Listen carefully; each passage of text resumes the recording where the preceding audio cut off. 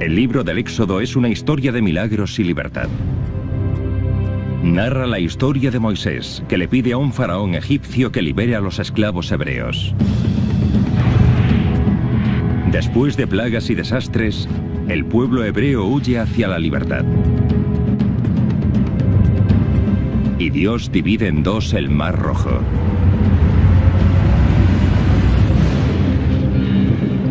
La historia culmina con la entrega de los 10 mandamientos, la ley de Dios, en la base de una montaña sagrada. Esta fenomenal saga constituye los cimientos de dos de las mayores religiones del mundo. La historia del Éxodo es la historia fundacional del judaísmo y el cristianismo. Es literalmente la historia de unos desamparados que se rebelan contra la opresión, se liberan de ella y se reivindican como el pueblo de Dios. ¿Esta historia es simplemente una leyenda religiosa o hay alguna prueba de que este fantástico relato de milagros y misterios sea cierto en realidad?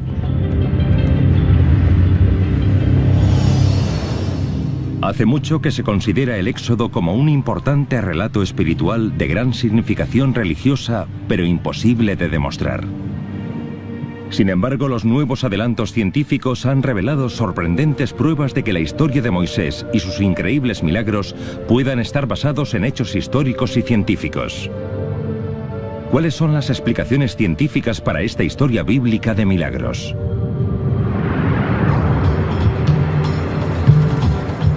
Para investigar esta cuestión debemos empezar con el único texto que existe: el libro del Éxodo en la Biblia hebrea. La historia comienza con el pueblo hebreo esclavizado en Egipto. La Biblia no ofrece ninguna fecha para este período. Al examinar la arqueología egipcia no se halla mención alguna a esclavos hebreos. Sin embargo, hay un elemento de prueba que puede establecer un marco temporal para la historia de Moisés y el Éxodo. Algunos mantienen que esa prueba se halla en el Museo Egipcio de El Cairo. Y es la evidencia tangible que puede demostrar que esta historia épica es verdadera.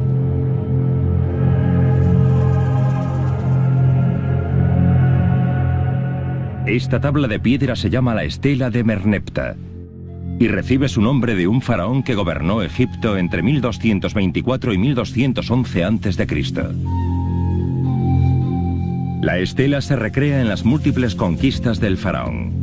Hay una frase clave escrita en jeroglíficos al pie de esta tabla de 3 metros. Una asombrosa inscripción que dice: Israel está devastado. Hay unanimidad al considerar que esta es la primera mención de la palabra Israel.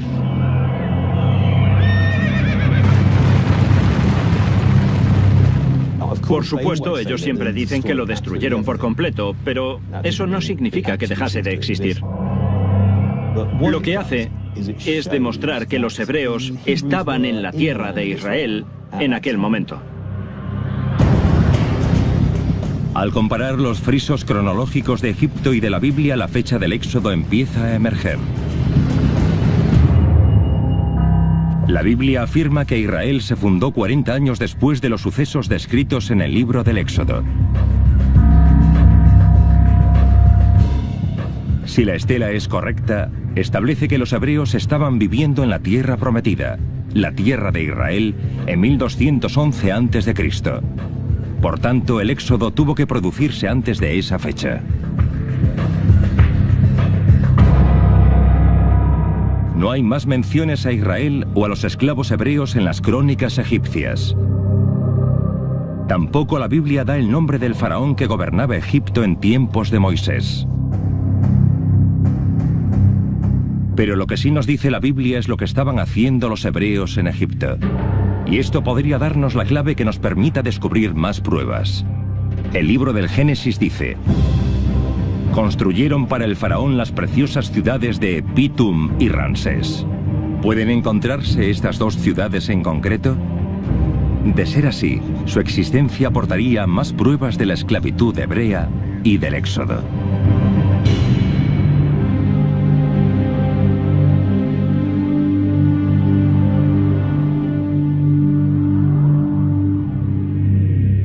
Recientes excavaciones en Egipto han descubierto el palacio de un faraón con enormes estatuas en el yacimiento de la actual ciudad moderna de Cantir. Los antiguos jeroglíficos la denominan la ciudad de Ramsés, Pi Ramsés, el mismo nombre de la ciudad construida por los hebreos en la Biblia. Los arqueólogos creen que la ciudad se construyó en torno a 1280 a.C. ¿Fueron estas mismas piedras colocadas por los esclavos hebreos del Éxodo? Si esta es ciertamente la ciudad mencionada en la Biblia, entonces podemos identificar con toda seguridad al faraón del Éxodo. El edificio principal era para Ramsés II, que probablemente empezó a reinar en torno a 1280 a.C. Por tanto, esto nos da un marco temporal para el Éxodo, que tuvo que ser entre la construcción de la ciudad de Ramsés en 1280 a.C. y la conquista de Israel por parte del faraón Merneptah en torno a 1211 a.C. Durante ese periodo, la Biblia dice que los egipcios comenzaron a temer una revuelta de esclavos, lo que les llevó a asesinar de forma rutinaria a todos los hijos varones de los esclavos hebreos, excepto a uno. La Biblia nos cuenta que Moisés era hijo de madre hebrea. Para salvar la vida de su hijo, la mujer metió al niño en una cesta de papiro que colocó en aguas del Nilo.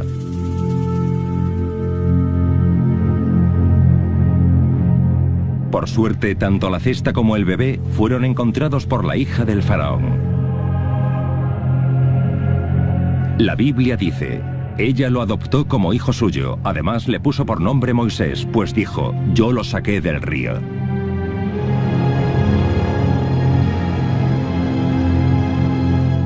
En hebreo, la palabra Moisés significa algo así como sacar. Y es lo que refleja que la hija del faraón sacara a Moisés de la cuna entre las espadañas.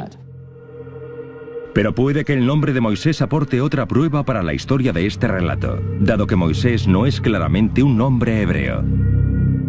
La palabra Moisés en realidad significa hijo de en egipcio.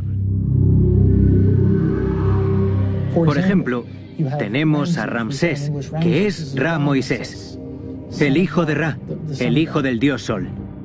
También está Tut-Moisés, el hijo de Tut, el dios de la sabiduría.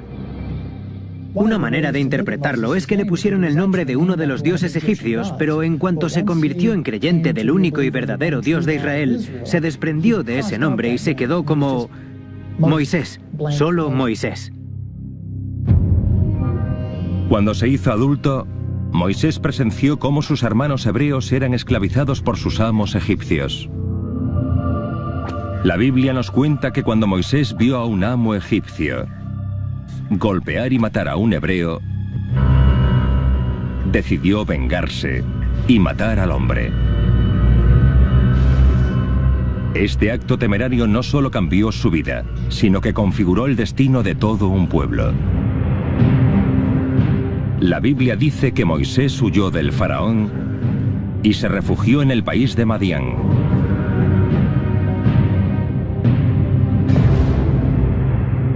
El emplazamiento real de Madián es un misterio, pero fue aquí donde Moisés tuvo supuestamente su primer encuentro personal con Dios.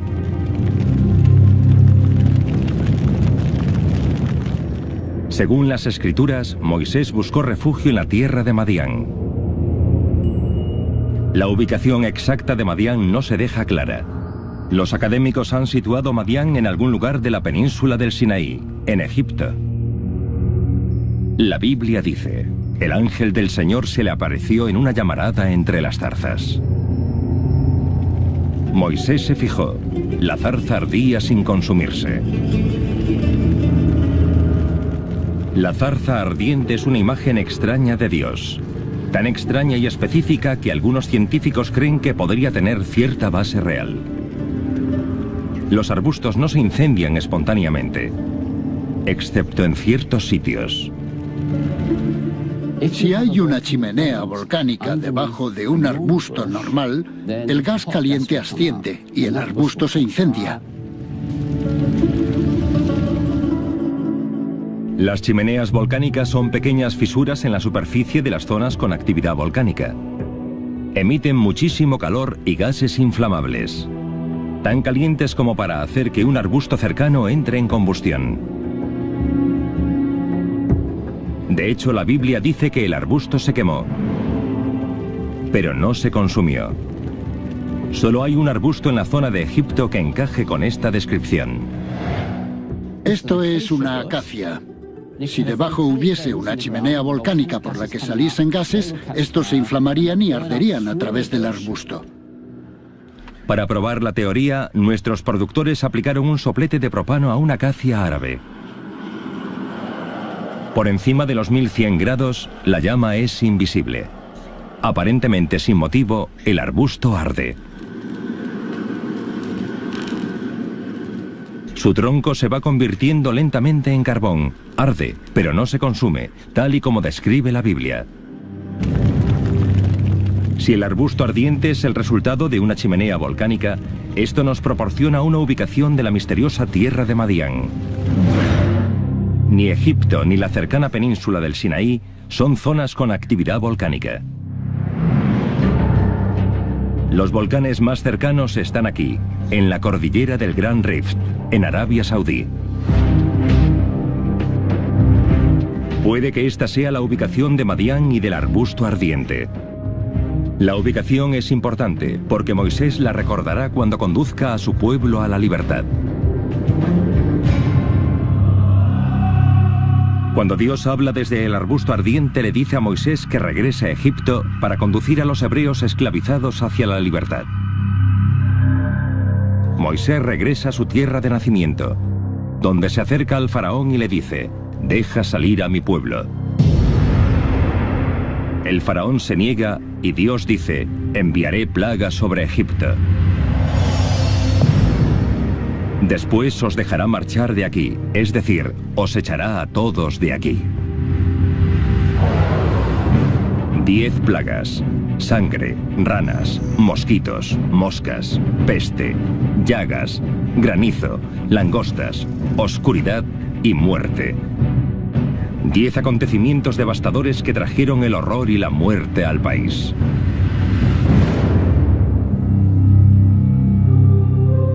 Algunos científicos sugieren que las 10 plagas son algo más que una simple enumeración literaria del alcance de la ira de Dios, y que describen con precisión científica fenómenos naturales.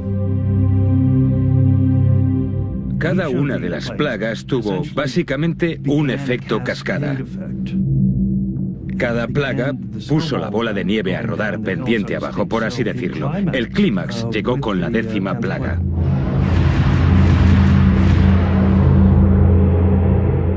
En la Biblia las plagas comienzan así: el río se convertirá en sangre. Según el Éxodo, el río Nilo se tiñó de rojo sangre durante 7 largos días, matando a todos los seres vivos que hubiera en el agua. ¿Puede la ciencia explicar esta misteriosa primera plaga?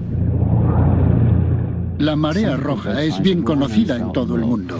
Sucede en años alternos en algún lugar del planeta. Las mareas rojas se producen en los ríos y en los océanos cuando las algas verdes se acumulan y florecen, volviéndose rojas. Luego liberan una potente toxina.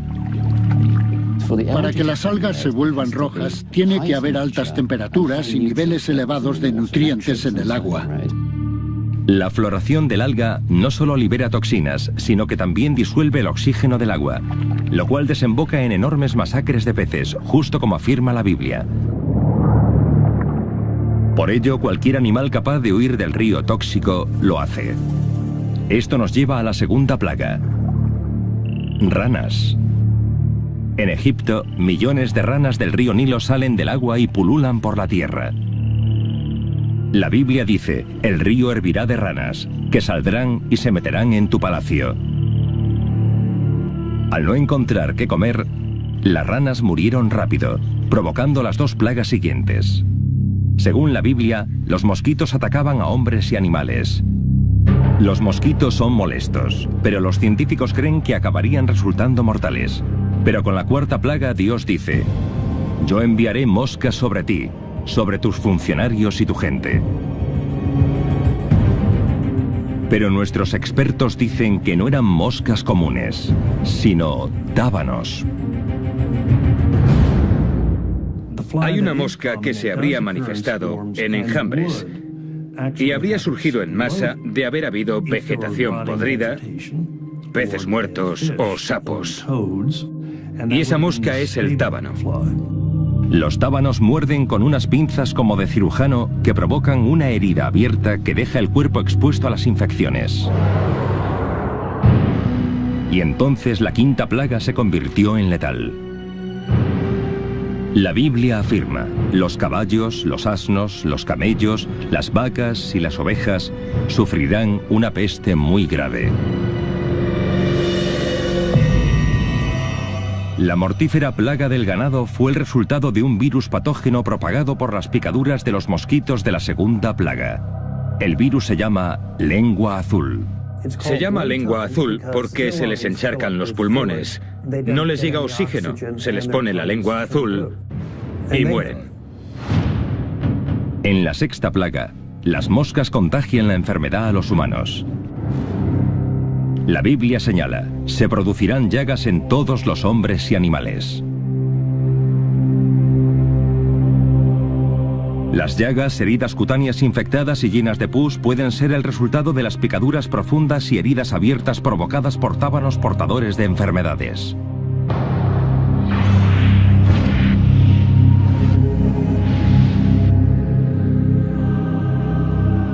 Hemos demostrado que es posible que las primeras 6 plagas estén interconectadas. Pero ese no fue el fin del terror. La séptima plaga surge de la nada.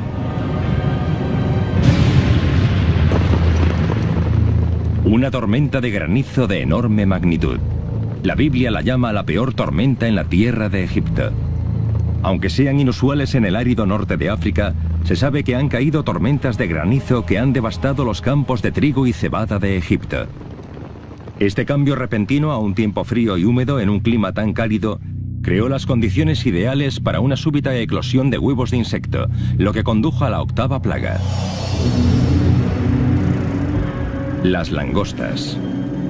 Al igual que hacen hoy, hace 3000 años en Egipto, las voraces langostas del desierto o Schistocerca gregaria se comieron todos los cultivos, provocando rápidamente la hambruna.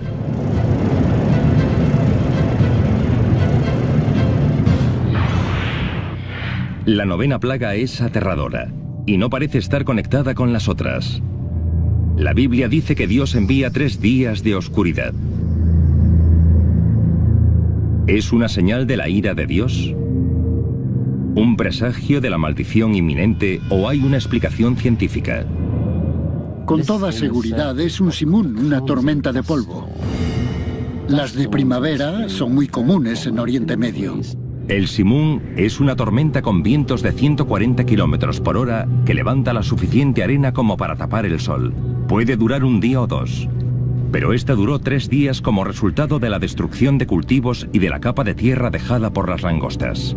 Los campos devastados pudieron crear el suficiente polvo y arena para hacer que la tormenta durase 3 aterradores días. Los egipcios todavía tenían que enfrentarse a otra plaga más, peor que todas las que habían llegado antes. Conforme se describe en la Biblia, la 10ª plaga es la más desconcertante.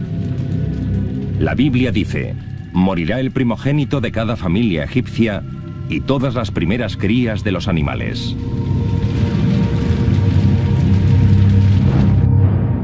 ¿Cómo pudo suceder esto? ¿Fue la mano de Dios o un fenómeno natural?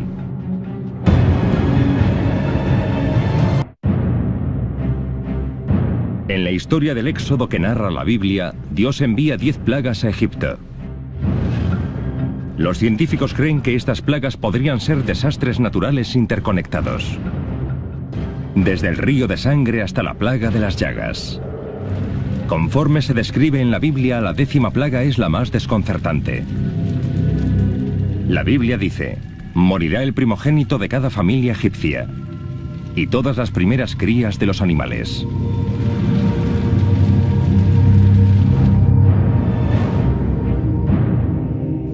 Para mí, de las 10 plagas, la más difícil de explicar científicamente es la 10ª. La muerte selectiva de únicamente los primogénitos egipcios y de los animales más viejos o más dominantes. Pero la muerte de los primogénitos puede explicarse científicamente. El epidemiólogo John Marr ha estudiado el texto de la Biblia y explorado los fenómenos de las 10 plagas. Como si fuera un detective de homicidios, Marr ha examinado las pruebas y ha concluido que el asesino estaba oculto en los alimentos. Porque las 9 plagas anteriores habían devastado los cultivos egipcios. Los peces estaban muertos y no se podían consumir. Los animales estaban o bien enfermos o bien muertos. Los egipcios se estaban quedando sin comida. Y de repente se encontraron con la destrucción de su cosecha de primavera. El granizo y las langostas destruyeron los cultivos de un año entero. Esto obligó a los egipcios a coger toda la comida que les quedaba y almacenarla bajo tierra. Este grano almacenado podría haber sido la causa de la 10ª plaga. Para demostrarlo, el Dr. Marr nos lleva a las colinas de Virginia con un bidón de maíz y un alambique para destilar aguardiente casero.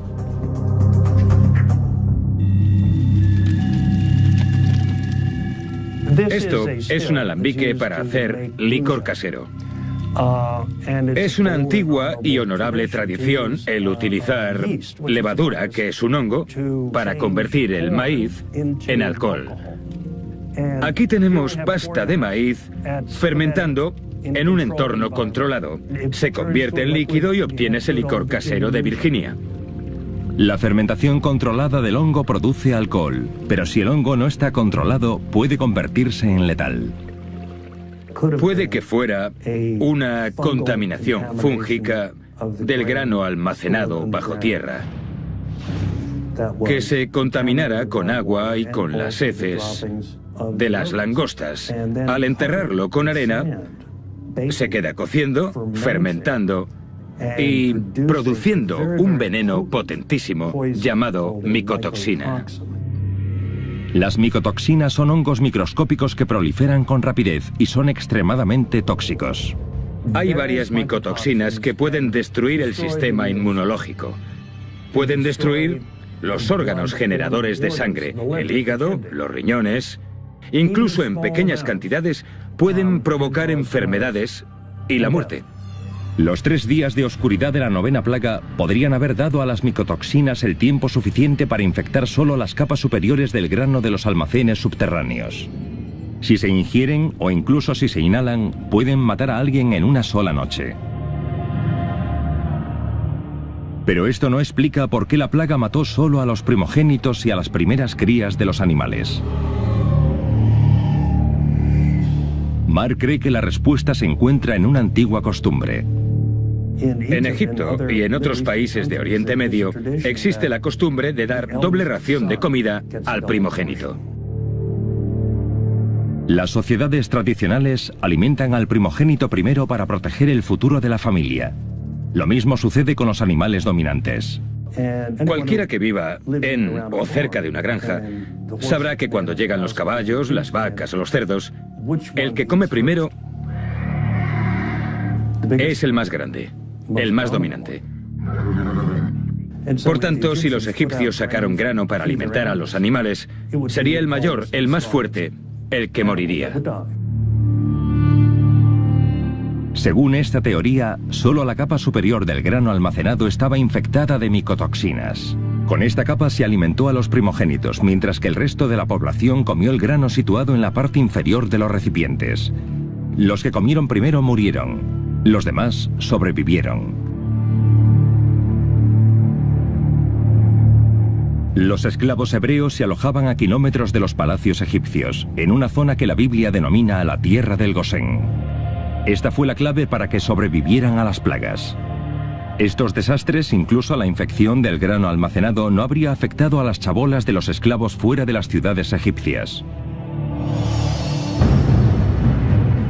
Las 10 plagas, desde el río de sangre hasta las muertes en cada familia, pasando por la destrucción de las cosechas, destrozaron a los egipcios.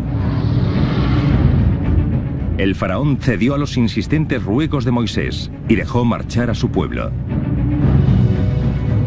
La pregunta es, ¿en qué dirección partieron Moisés y el pueblo de Israel?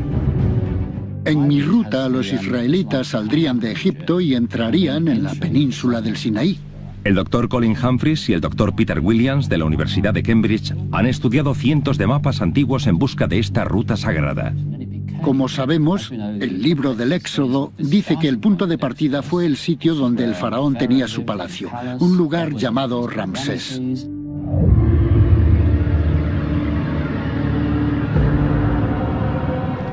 Ya hemos localizado la ciudad bíblica de Ramsés aquí, en las ruinas que los arqueólogos llaman Cantir. Pero para desvelar la ruta del Éxodo, debemos volver al texto bíblico.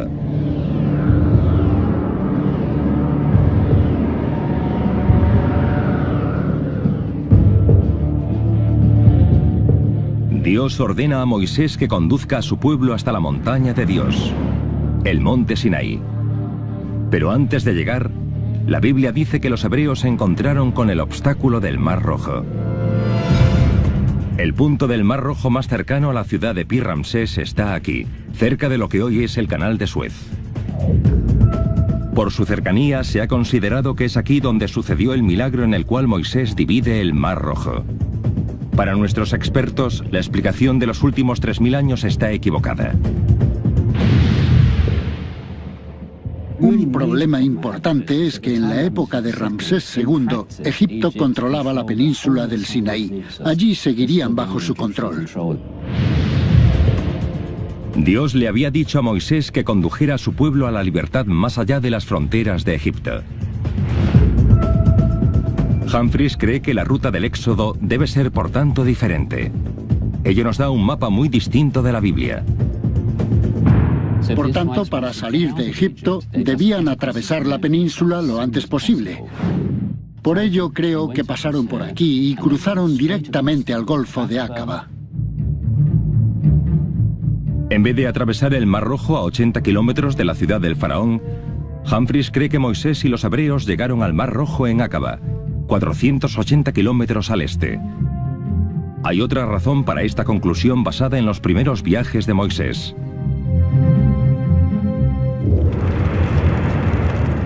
El objetivo de Moisés es llegar a su antigua casa, donde había oído la voz de Dios, Madián, en lo que actualmente es Arabia Saudí. Pero cuando los hebreos llegan a la costa, la Biblia dice que el ejército del faraón los alcanza. Entonces Moisés extendió la mano y el Mar Rojo se abrió en dos. ¿Podría haber algo de verdad en este tremendo efecto especial bíblico? Algunos científicos creen que podría haber sucedido si se dieran las condiciones adecuadas. La clave para resolver este rompecabezas de la antigüedad reside en la descripción bíblica del increíble suceso. El libro del Éxodo dice: «Y extendió Moisés su mano sobre el mar. E hizo Jehová que el mar se retirase por recio viento oriental toda aquella noche. Y volvió el mar en seco, y las aguas quedaron divididas».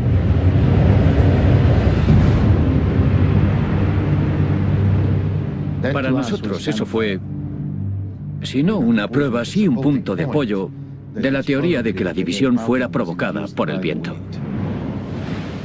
El oceanógrafo Doronov sugiere que la división del Mar Rojo no fue un milagro instantáneo, sino un infrecuente fenómeno climático llamado repulsa de viento. Pueden ver en la pantalla la animación de una repulsa de viento. Es un fenómeno que tiene lugar en aguas poco profundas. Pueden ver que el viento sopla de la costa hacia el agua. Si el viento es lo suficientemente fuerte y el golfo es lo suficientemente poco profundo, puede hacer bajar tanto el agua que las crestas submarinas quedan al descubierto. Y ha llegado el momento de poner a prueba la teoría de la repulsa de viento. En la Universidad Estatal de Florida, Knopf y su entregado equipo de técnicos han construido un tanque gigante y lo han rellenado con agua salada adecuadamente teñida de rojo. En este experimento a escala, el viento lo genera una aspiradora de tamaño industrial. La hipótesis de las crestas de Knopf está representada por una pieza curva de acrílico. Por tanto, el viento sopla y pueden ver que esencialmente lo que hace es retirar el agua de la cresta. Pueden ver que hay aquí una parte en la que casi no hay agua. En la historia, los hebreos cruzaron el Mar Rojo cuando la cresta quedó al descubierto así. Muy bien, ¿ahora lo pueden apagar? Van a ver lo que pasa ahora cuando no hay viento. El agua va a regresar a su sitio. El experimento de laboratorio es un éxito. Demuestra que en teoría la repulsa de viento puede dividir el agua. Pero esta teoría depende por completo de encontrar una cresta submarina en el Mar Rojo. Por ahora nuestra investigación sugiere que Moisés y los hebreos huyeron de Egipto atravesando la península del Sinaí y llegando al Mar Rojo en lo que hoy es el Golfo de Aqaba. Hoy en día Aqaba es un moderno destino turístico compartido por los países de Israel, Jordania y Egipto. La topografía submarina muestra que no existen crestas ocultas, pero hace 3000 años las condiciones eran muy diferentes. Sabemos que hace 2000 años las aguas del Golfo de Aqaba llegaban hasta 180 metros más allá de la costa actual. Y lo sabemos porque había una ciudad romana llamada Eilat. Y la literatura romana nos dice que Eilat era un puerto situado al inicio del Golfo. Ahora Eilat está a 180 metros del inicio del Golfo. Si nos remontamos al Éxodo hace 3000 años, tal vez llegase a otros 90 metros más allá. Cuando la animación por ordenador reconstruye la línea costera de Aqaba en 1250 a.C., las crestas que ahora están en la costa aparecen sumergidas. La línea costera moderna habría sido una cresta sumergida hace 3000 años. Si el Mar Rojo se dividió, podría haber sido justo aquí. Creo que este tremendo suceso se produjo a unos 180 metros de la costa actual del Golfo de Aqaba, un lugar propicio para la repulsa de viento. Pero el Dr. Knopf quería comprobar si su teoría se sostiene en aguas reales. Ha llegado el momento de elevar la apuesta y llevar el experimento de laboratorio a la costa. En el Golfo de México, en la costa de Florida, Doron Knopf ha diseñado un experimento único que probará su teoría de la repulsa de viento a una escala mayor. Si este experimento se salda con éxito, puede probar que es cierto que el Mar Rojo se dividió justo como cuenta la Biblia. Estamos en el laboratorio marino de la Universidad Estatal de Florida, que es lo que tengo detrás. Vamos a intentar demostrar cómo pudo haberse dividido el Mar Rojo.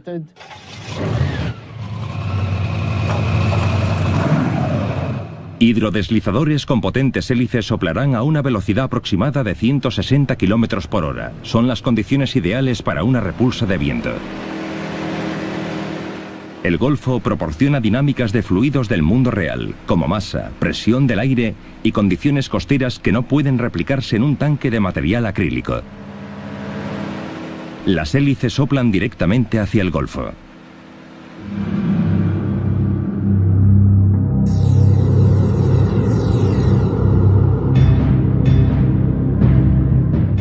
El experimento a escala es un éxito, lo cual revela que si el viento sopla fuerte y durante el tiempo suficiente, puede dividir el océano, dejando al descubierto un puente de tierra.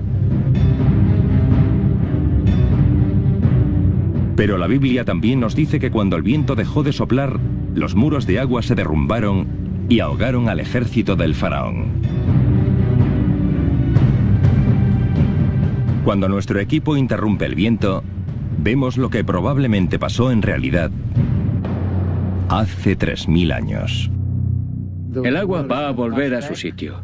Y cuando vuelva lo va a hacer a toda velocidad. con una fuerza análoga a la de un camión circulando a 60 u 80 kilómetros por hora que atropellara un cuerpo estático.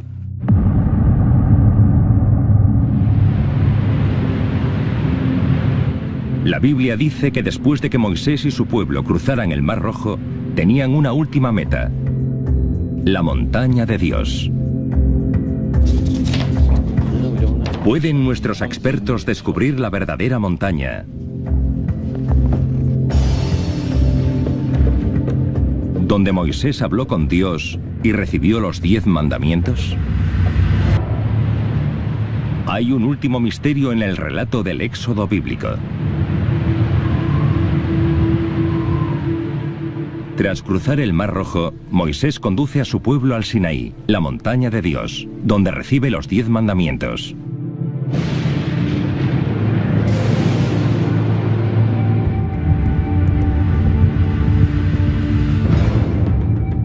Hay una montaña llamada Sinaí que existe en la península del mismo nombre en Egipto. Propuesta como la montaña bíblica en el siglo IV, su pico recibe a miles de peregrinos que la visitan cada año. Sin embargo, si nuestra teoría es correcta, este pico no puede ser la montaña donde Moisés recibió las tablas de la ley. Si el pueblo elegido atravesó el Mar Rojo en Acaba y no en Suez, habrían dejado este monte a 240 kilómetros a sus espaldas. ¿Dónde está el verdadero monte Sinaí? El libro del Éxodo nos da una pista cuando Moisés y los hebreos siguen las señales de Dios. Y Jehová iba delante de ellos de día en una columna de nube para guiarlos por el camino, y de noche en una columna de fuego para alumbrarles, a fin de que anduviesen de día y de noche.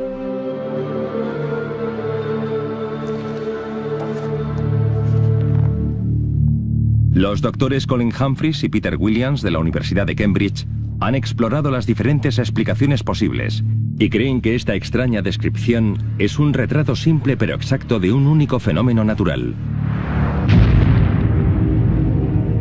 un volcán. Durante el día lo que ves son espesas nubes de humo que surgen del volcán. Por la noche lo que ves son las llamas. Tiene sentido que fuese un volcán. No hay volcanes en activo en la península del Sinaí, pero hay varios en Arabia Saudí, cerca del lugar propuesto de la travesía por Acaba. ¿Pero podemos ubicar el verdadero volcán de Moisés? La propia Biblia parece dar indicaciones concretas. Si coges esto, hay un viaje de 10 días. Humphreys y Williams han revisado mapas antiguos que creen que les ofrecen pistas que les llevarán a la montaña de Dios. Les ayuda un mapa verbal que parece estar codificado en las palabras de la propia Biblia, en el libro del Deuteronomio. Creo que la clave de donde se halla el monte Sinaí está en una afirmación del primer capítulo del Deuteronomio que dice que está a 11 días de viaje desde un lugar llamado Kadesh Barnea. En una jornada normal, un peregrino recorre unos 60 kilómetros, lo cual nos da la cifra de 660 kilómetros. La ciudad de Kadesh Barnea aparece en varios mapas antiguos. En un radio de 700 kilómetros solo hay un volcán lo suficientemente grande y activo como para crear una columna de humo que los hebreos pudieran ver y seguir desde muchos kilómetros de distancia. Se llama Monte Beder. Cuando Moisés recibe las tablas de la ley en la montaña, la Biblia dice: el humo subía como el humo de un horno, y todo el monte se estremecía en gran manera. Una erupción digna de asombro que solo podría proceder de un volcán en activo. Si aceptamos que el monte Sinaí fue un volcán, me parece que solo hay una solución. Esa montaña tiene que ser Beder. Nuestros investigadores bíblicos han creado una sucesión de teorías con solidez científica que parecen corresponderse exactamente con las palabras de la Biblia. En Egipto hay una prueba sólida de que Israel existía en el 1211 a.C. La estela del faraón Merneptah describe su conquista de Israel al menos una generación después de que el éxodo tuviera lugar. ¿Existe alguna prueba del éxodo en la tierra prometida?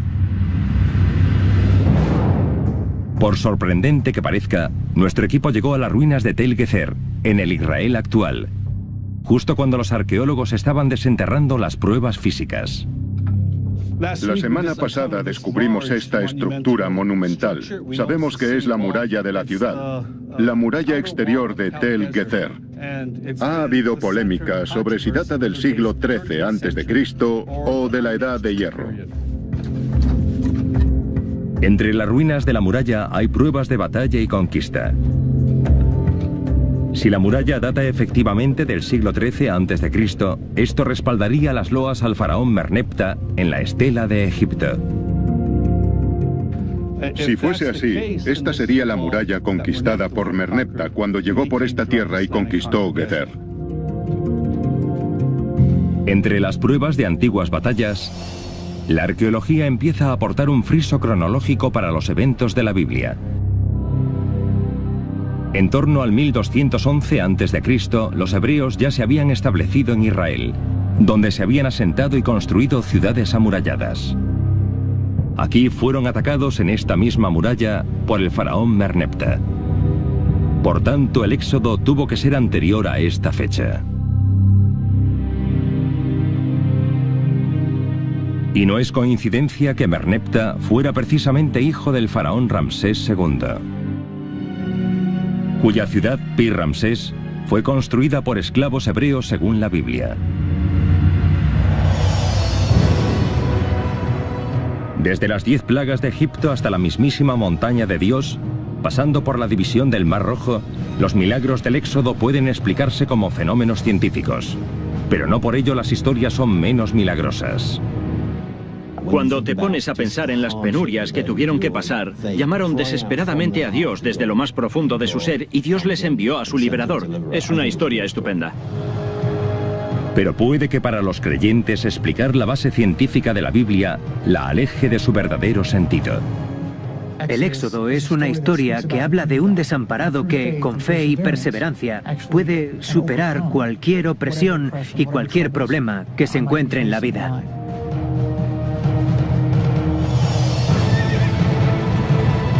Los milagros del Éxodo conforman un relato asombroso que se seguirá contando mientras la gente siga valorando la libertad y la humanidad mire hacia la Biblia en busca de sabiduría.